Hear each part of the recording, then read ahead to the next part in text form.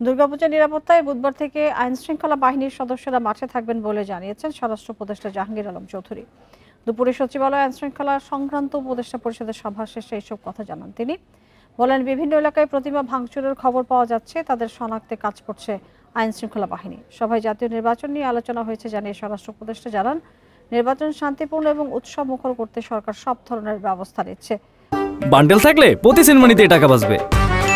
বিকাশ send money bundle কিনে জিতুন প্রতি লেনদেনে।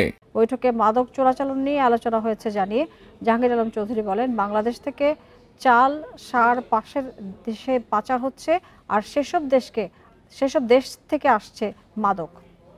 পাচার রোধে আইনশৃঙ্খলা বাহিনীকে নির্দেশ দেওয়া হয়েছে বলে জানান তিনি।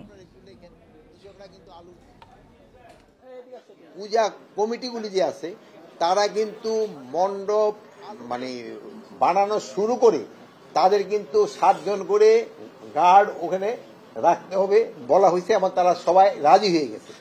এখন যদি কোনো জায়গায় হয়তো ছোটখাটো দিয়ে একটা ঘটনা ঘটতেছে, যেহেতু আমাদের আইন শৃঙ্খলা বাহিনী কিন্তু এখন পর্যন্ত ডিপ্লয় হয় না, এখন কিন্তু মেইন দায়িত্বটা কিন্তু ওনাদের এইগুলি